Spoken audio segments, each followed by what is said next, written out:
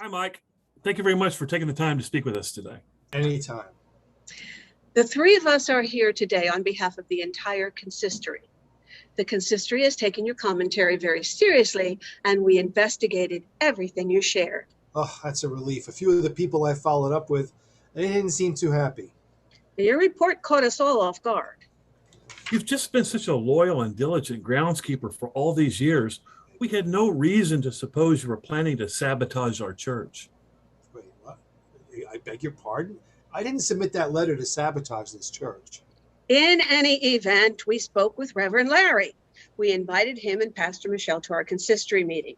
And at that meeting, in front of Reverend Larry and the entire consistory, Pastor Michelle told us that everything is fine. So you must have misunderstood. I don't think I misunderstood. I may not be the most observant guy, but I saw her run out of his office in tears the other day, and then later on, leaving his office again, muttering, "I'm not like that." So the next time she went in there, I said, "There's no way I'm leaving this to chance," right? So I grabbed my extinguisher logbook, and I go in and I say, "Listen, Rev, I'm sorry to disturb you. Sorry for the interruption, but the inspector just pulled in, and I've got to verify the pressure on the extinguisher."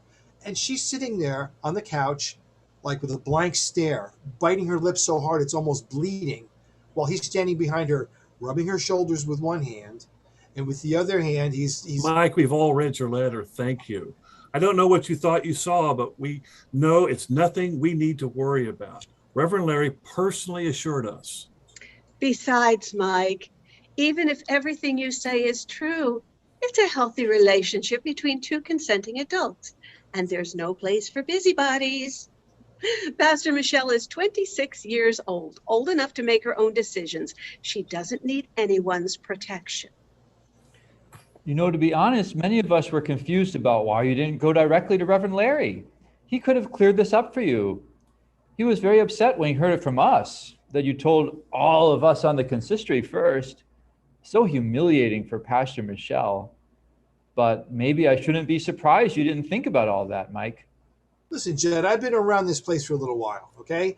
Pastor Veronica tried to hold him off for a year and a half, and she simply couldn't take it anymore and left. And then Claire in the office, there was a time where all of a sudden she stopped talking for like 2 weeks, and then she left. She quit.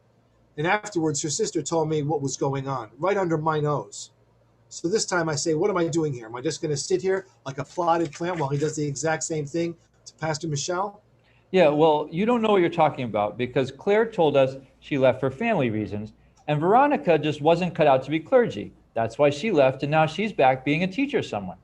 That's right. I heard she's teaching elementary school in Martinsville. Reverend Larry and I are good friends. Our kids are the same age. The divorce has just been so hard for him. We all need to be more understanding of what he's going through. Listen, I'm just telling you what I'm seeing. No, actually, you're not, Mike. You're firing up the rumor mill and throwing around gossip and accusations based on things you're imagining, or maybe it's your vendetta. Reverend Larry is God's gift to St. John's UCC. He's done so much for our church and for me personally.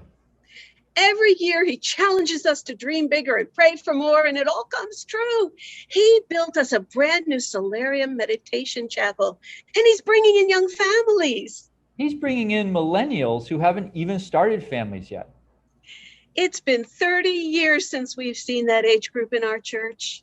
We cannot have you disrespecting Reverend Larry, slandering his reputation, and dragging down Pastor Michelle as well. I'm just telling you what I saw.